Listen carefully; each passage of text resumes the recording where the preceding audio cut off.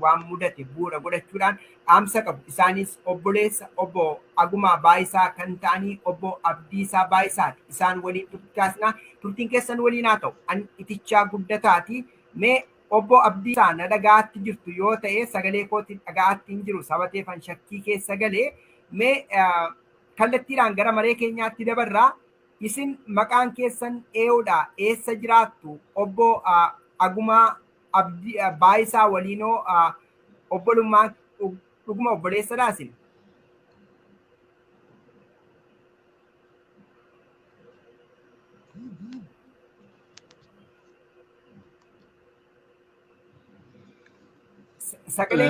السلام عليكم ورحمة الله وبركاته. الحمد لله رب العالمين. الحمد لله رب العالمين. رب قد قلنا هجو والصلاة والسلام على رسول الله صلى الله عليه وسلم.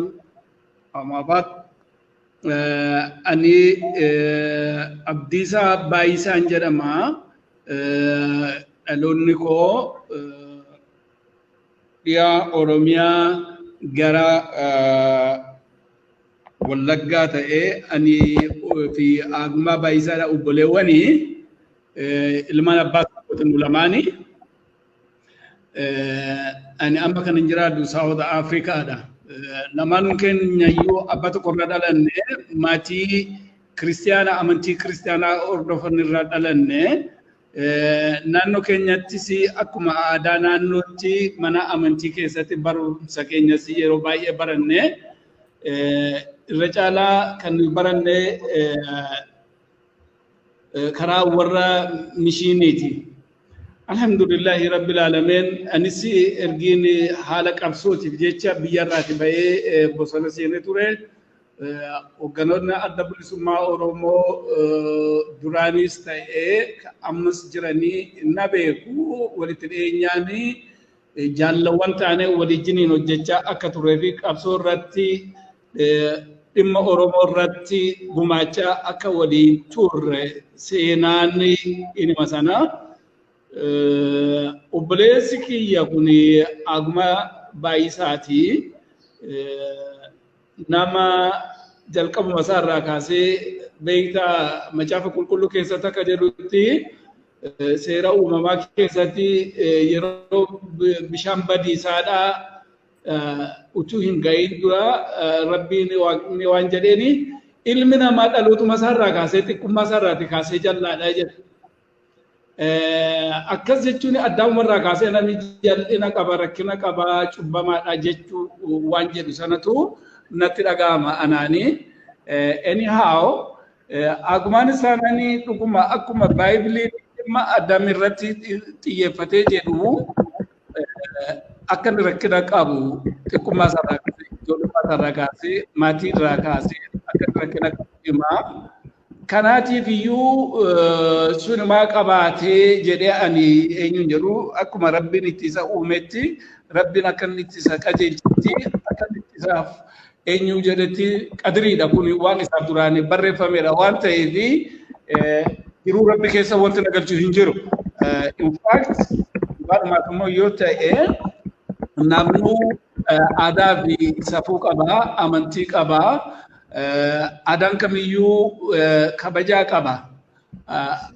Namni kun obboleessa kootii xiqqoo karaa gama aadaa kana safuu kana nama hin qabneedha. Diteelii isaa kana jedhee amma sooshaal miidiyaa irratti isa himuu utuu hin ta'in isa saaxiluu utuu hin ta'in namni kun rakkina inni qabu himuu kooti. Dhalootuma isaarraati ijoollummaa isaa xiqqeenyuma irraati kaasee maatii keessatti firoota keessatti hollaa keessatti ganda society community keessa jiru naannoo keessatti guddanne keessatti uummanni ragaadha. Maatii keessatti rakkina inni uume ila har'aa rakkina babal'atee jirudha. Wanta salphaa miti. Kanaatiif an isarraati waan of qusadhu akka uummanni iyyuu inni gadi ba'ee of hin qusanne uummatarraati of hin qusanne safarraa of hin qusanne aadaa irratti aadaadhaaf kabajaa hin qabu maatiidhaaf kabajaa hin qabu gosaa fi hangafaa fi quxisuudhaa fi kabajaan qabu akkoo fi adaadaa fi firaa fi hiriyaa abbaa fi hiriyaa haadhaa fi hiriyaa isaatii fi kabajaa nama hin qabnedha kun waan inni har'a sooshaal miidiyaa irratti gadi ba'ee diiniin yookaan amantii inni akka ofii isaatii amantii akkamiidhaa qaba inni amantiin isaa kun isa kamiidha maal isa barsiise yoo ati amantii namaadhaa kabajje yoo ati aadaa namaadhaa kabajjedha kan inni namni illee sii kabaju waa hundumaa caalaa diin islaam sallallahu alaihi wasallam namoonni baay'een maa ati islaama taate jedhaniiti na jibban kiristaanonni firri koos ta'e hiriyoonni koos baay'eetu na jibbe sababa ani islaama ta'e isa dabalate isuma mataasa dabalate si ajjeesiisa manaan jedhee natti dhaadateetti kan itti jibbame ammoo yeroo inni deebee waan ani itti jibbame kana yeroo inni tuqu garaan kun nan danda'u ana personally na tuqu danda'a waan an jechuu danda'a waan fedhanaan jechuu danda'a amma immoo social media irratti akka haaraatti gadi ba'ee waan baay'ee jechuu danda'a amma namni kuni of qusachuun beeku aadaa hin qabu waan ta'eef jechaadha amala hin qabu waan ta'eef jechaadha namni obbo Abdiisaan of kolchaa dubbii keessan dammaan qabee tarii isin faana wal dhabdee waan qabuuf jecha kana dubbate jettanii yaaddu isin lakki sana miti anaaf jedhee miti kun kan inni hojjetu inni kanaan dura amala isaati inni ittiin beekumsa argachuudha namni kun har'a utuu hin ta'in dhalootuma isaarraati kaasee hawaasuma keessa jiraataa ture maatii firoota keessa jiraataa turetti iyyuu aadaa hin qabu sirna hin qabu amala hin qabu kabajaa hin qabu safuu hin beeku namni kun isa kanaadhaan nan jechaa jiru anarraa ka'ee miti inni ana dawwaa utuu hin ta'in immoo obbolaa koo baay'ee gaarii tarii akkaataa isinitti jettan namoonni akka birootti hubatu laatas jedhuufan gaaffii kana isin gaafadhe dubbiin keessan ifa garuu namoonni akkaataa gara biraatti nama hubatu laatas jedhuu fi gaaffii biroon isin gaafadhu keessaa mee tokko lamaaniin kaasnaa nama akkamii turan isaan maatii keessatti kan jedhu isin ammayyuu jechaatti kan jirtanii obbo Agumaan obboleessa keessan akka ta'edha mee obboleessa keessa yoo ta'e akkamitti wal geessu haadhi abbaan keessan yookiis immoo achi yoo lakkaawwattanii qomoo keessanii isa kana nu yaadachiistuu laata obbolaa shamarraniis ta'e dhiiraa meeqa qabdu akkaataan guddina keessanii yoo maal fakkaata tarii eessatti dhalattanii eessatti guddattanii akkamitti barattan isa kana xiqqoo ishee nuuf kaasaa isa kaanitti deebina. Baay'ee gaariidha. Baay'ee gaaffii gaariidha. It is very interesting and dhugaadhumaaf yoo ta'e nuyi abbaan keenya Baayisaa Beeraa jedhama. Haadha manaa lama qaba ture.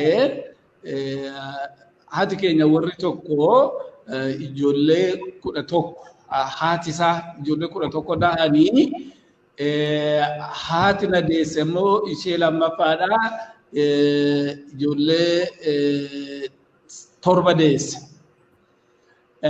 Haati keenya isheen sadaffaa isheen dhumaadha immoo 3 deesse haati buddeenaa keenyaadha. Maatiin keenya gara nama 21 akkasitti ijoolleen Baayisaadha. Haadhaan adda adda'anii fi Agumaan anatu dura dhalate inni waggaa tokko na booddee jira.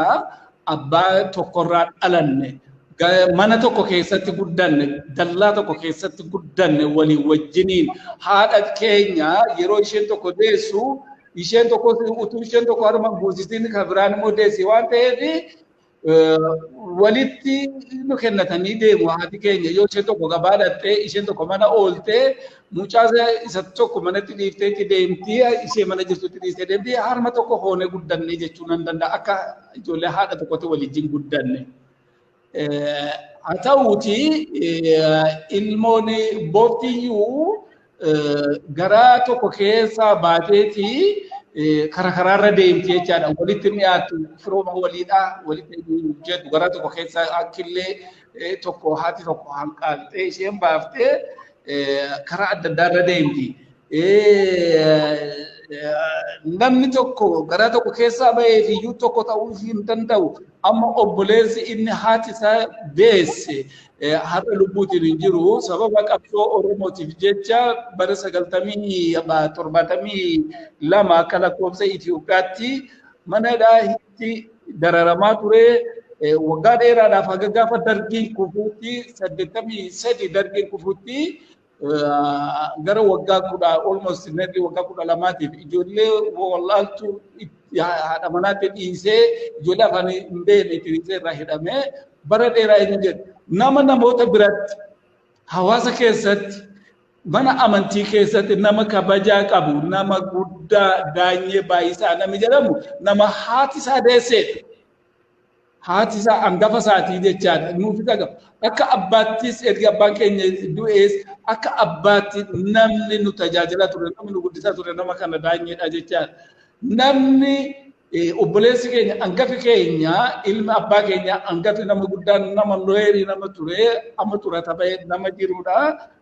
Obbo Naggasaa namni jedhamu har'a Finfinnee jira nama turataa bahee jiru nama kabajaa qabu nama sirnaati hundinuu baratee sadarkaa guddaa gahee hawaasaaf mootummaadhaafis ta'e karaa gama amantiitiinis ta'e nama maanerii gaariidhaan karaa qajeelaa irratti sabaaf hojjetaa ture dhimma kooti jedhanii firaaf hojjechaa ture obboleessa isaatiif nama eenyu gochaa ture namichi kun garuu sana keessa nama stubborn a very unique and different nama ta'e maatii keessatti haadha keenya haadha buddeenaa keenya lamaan kan wal lolchiisaa ture kan wal abaarsisaa ture lamaan isaanii waan jedhanii isa abaaran beektaa haati isa deessesi haati buddeenaa isaas waan jedhanii guddadhuutii salphadhu galgala kee keessa xiqqaadhu jedhanii isa abaaran haati keenya haati buddeenaas haati isa dhaltees akkas jedhee galgala kee keessa guddadhuutii xiqqaadhu rabbi si xiqqeessu hiriyaa keenya keessatti nu salphifte fira keessatti maatii keessatti nu salphifte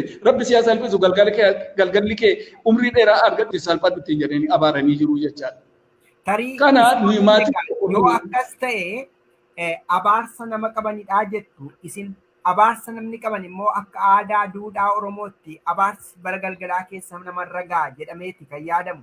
Tarii obbo Agumaan sadarkaa barnoota isaanii yoo fudhanne nama agam baratanii fakkeenyaaf namoonni Dooktar Agumaa namoonni jedhanii waamanis jiru kaawwan immoo obbo jedhanis kan waamanis jiru hanga isin beektaniif hanga obboleessa isaa taasisaniitti sadarkaan barnoota isaanii haga kam kan deemanidha kan isin beektan.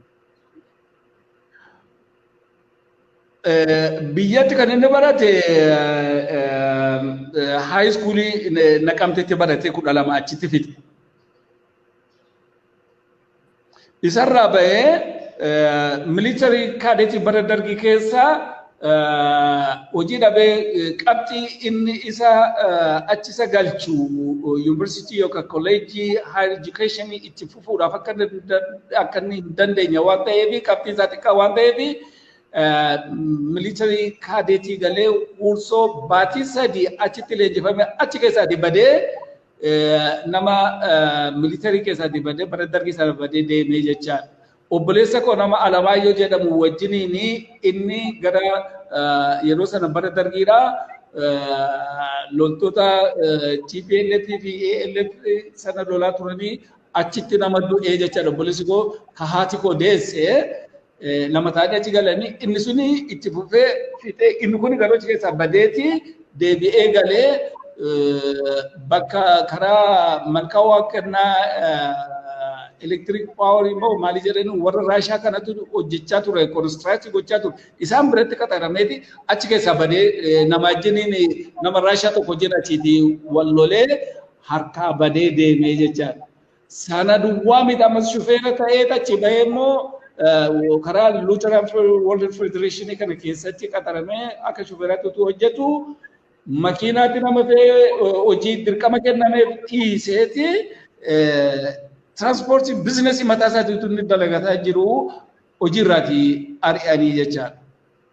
Sanaan deebi'ee Dirra Dawaa Midir Baaburii keessa hojjechaa ture ani na bira dhufee akkas rakkadhee jedhee naani obboleessa waan ta'eef obbiraatii waa godhee waa kenneefiini gara biyyaatti erge. Inumaayyuu obboleessa keenya Daanyee kan jedhamu kan hidhaa jiru kana rabbi isaaf araaramu nama mana gara rabbi deemee jira.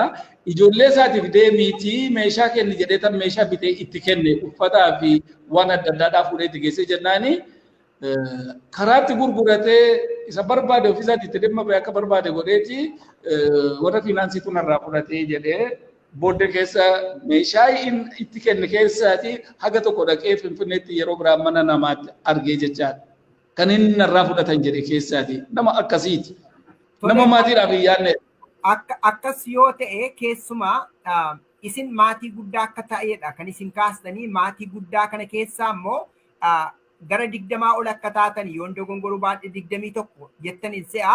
Mee maatii hanga kanaa keessaa dhuftanii maatiin guddaan akkasii immoo akkuma argaatti jirru isin hordofaa amantaa Islaamaati. Akkasuma immoo obboloonni keessan warreen Protestaantii kiristaana ta'anis warreen ortodoksii ta'anis warreen waaqeffataa ta'anis waan dhiban natti hin fakkaatu akkuma keessan kan Islaamallee ta'ani jechuudha. Mee mana keessan keessa maatii bal'aa akkasii keessa amantaa garagaraatu jira. Yoo amantaan garagaraa jiraate yoo amalli amma argamee ittiin isaan komataman kun eessaa dhufe jalqabumaa akkam ture akkaataan guddisa isaanii abbaadhaa yookiis haadhaaf akkaataa kamitti ajajamanii guddatan egaa baay'een keenya baadiyyaa marraa dhufne sabatee fi maatiif ergamuun jira waan tokko jira. Mee ishee kana xiqqoo ishee nu yaadachiisaa mee namoonni akkaataa kanatti kaasu sabateef.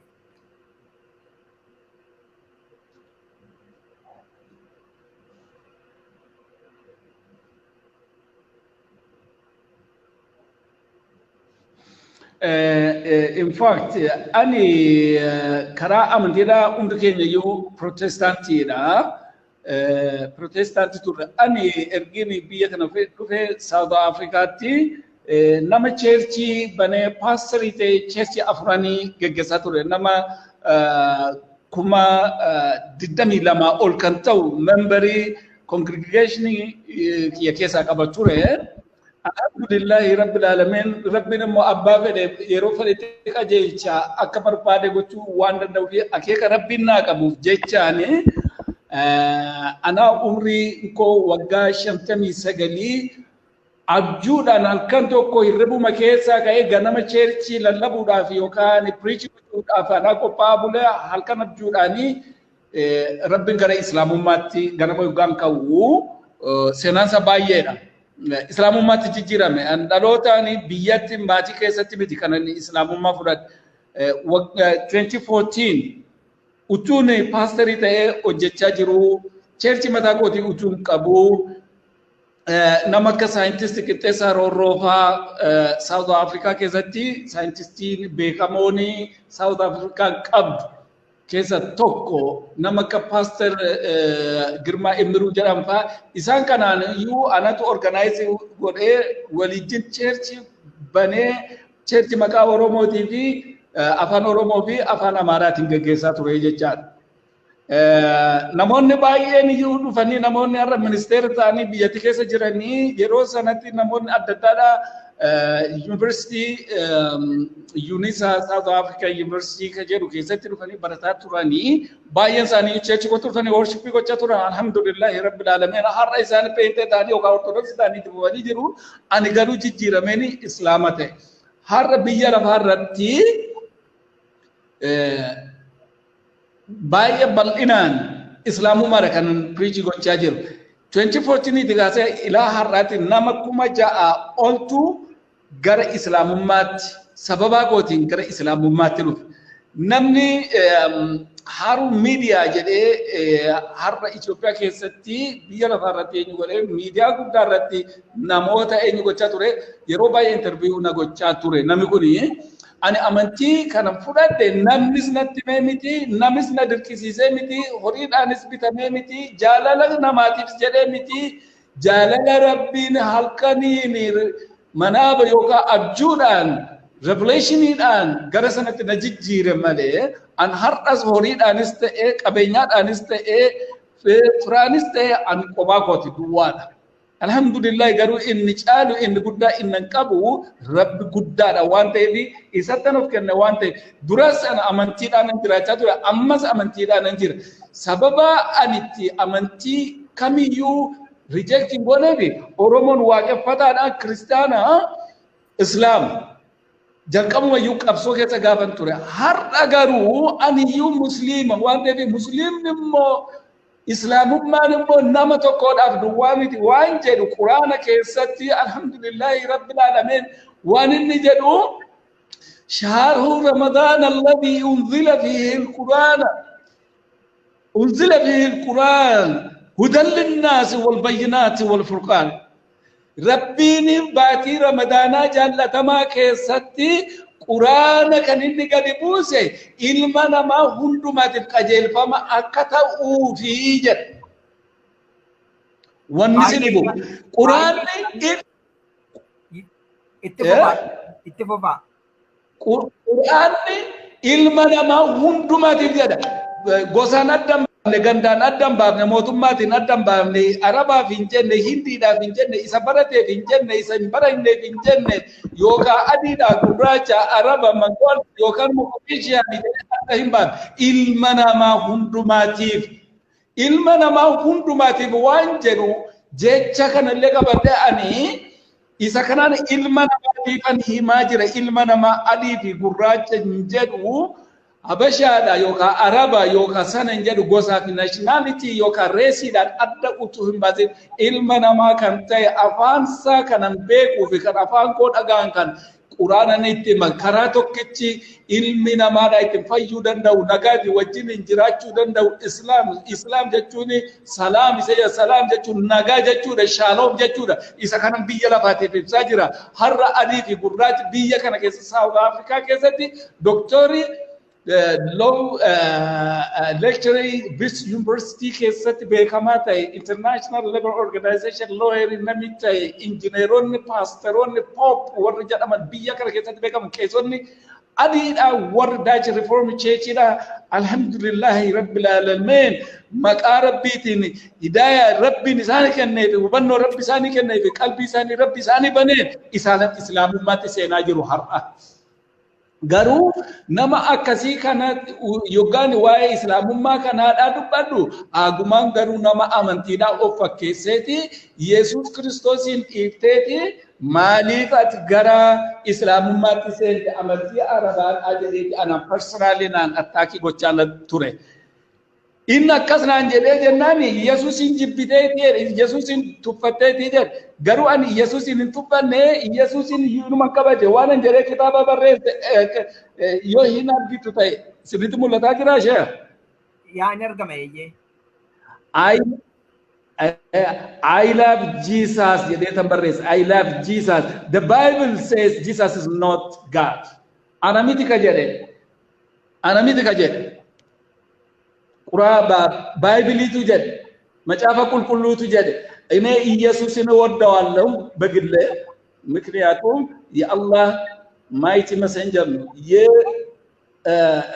የእግዚአብሔር የአምላክ መልእክተኛና ነብይ ስለሆነ የሱ ድንቅ ስራን አደንቀዋለሁ የሱን ትምህርት እከተላለሁ ስለዚህ ኢየሱስን እወደዋለሁ ነገር ግን መጽሐፍ ቅዱስ ኢየሱስ አምላክ አይደለም ይላል በምን ነው የጻፉት ባየጋ አስፈላጊ ከሆነ mata duree keenya keessaa kan baane isa jedhuufan sodaadhaa ittiin jira islaamummaa waa'ee islaamummaa inni arrabseefan isinitti himuudhaaf jedheeni islaamummaan ilma namaa hundumaatiin malee akka inni jedhe islaamummaan akka aadaa arabaati jedhe islaamummaan aadaa arabaa miti ilma namaa hundumaatii fi kan inni ilaalatu karaa qajeelummaa karaa dhugaatti nama geessuudha ilmi namaa karaa inni itti waliif yaaduudha ilmi namaa akka inni itti waliin jiraatu ka barsiisuudha islaamummaan aadaa safuu ka qabuudha beekumsa ka qabuudha namni beekumsa hin qabne namni hubannoo hin qabne gara islaamummaa quraana baratee ittiin qajeelee of qajeelchuu danda'a aniyyuu ofii kooti kaleessa Yesuus ilma waaqaati inni waaqa ka jechaa ture waaqa tokkicha ta'uu isaa baree har'a islaamummaadha kan na barsiise kanaatiifuu islaamummaan sanyii fi ganda amantii kamiin iyyuu utuu hin tuqini dhugaadhaan gara qajeelummaatti kan nama geggeessu biyya lafaarratti har'a biliyoonii lama uummati biliyoonii lama kan qabanu ani kophaa koo keessaa gadi bahee arrabsuun agumaan akkana jedhee hijaaba uffatanii akka nama du'eetti ooftatanii deemu akka nama du'ee owwaalu geessaniitti jedhe kabajaan utuu hin beekate amantii kiristaanaa keessatti iyyuu dubartiin of gonfitee uffanna seera qabu uffattee akka isheen deemtu jedha malee isaati qullaa haa deemtu hin jedhu akka inni nama fira isaa qullaatti hambise haadha isaa qullaatti hambise salphise hiriyyaa haadha isaatii biratti waan inni godhe kun har'a sanatti biyya lafaadhaa hundumaa uummata biliyoonii lamaa fi sichi ka islaamummaa ta'uudhaaf deemu sichi ka duniyaan gara islaamummaatti deemaa jiru itti bufuu ta'eeti rakkina irratti uumaa jira. Namni kun nama rakkina qabudha mataansaa. Tole egaa mee wantoota garaagaraa kaastaniittu obbo Abdiisaa daawwattoota keenyaa egaa gama Oromoo Diyaasporaa Miidiyaadhaan nu caqasaatti kan jirtanii obboleessa obbo Agumaa Baayisaa kan ta'anii obbo Abdiisaa Baayisaa waliin kan turtichaasaatti jiru. Isaan kun immoo obbolaa ta'uu isaanii egaa hanga danda'ame obboloota isaanii maqaadhaanii nuuf kaasaniiru nama guddaas ta'anii dhimma kanarratti nu sobu jennee waan shakkinu tokkollee hin qabnu wantoota hedduudha kan isaan nuuf kaasanii.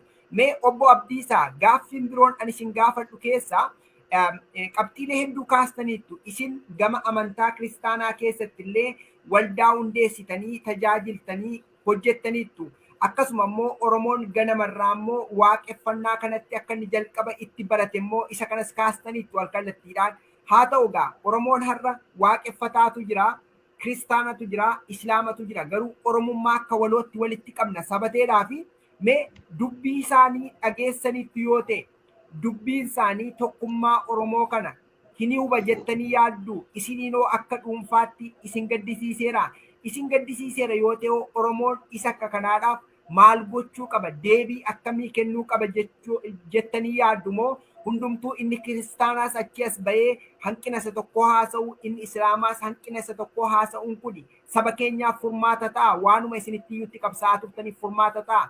Waan baay'een kaleessatti wareegaman har'a immoo itti wareegamaatti jirani tokkummaa Oromummaa kana itichuu ni danda'a laata inni kun mee isa kanarratti balaansi godhaatii akka nama Oromoo tokkoof hayyuu amantaa tokkootti mee isa kanarratti dhaamsa maalii qabdu?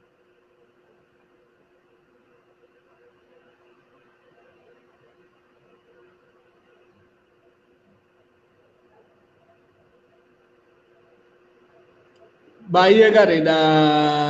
Obboleessa kiyya rabbi si haa eebbisu.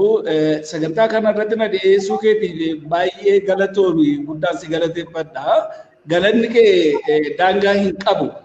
Na biratti akka salphaatti hin ilaalu waan kana gochuu keetii fi barbaaddee na argitee asirratti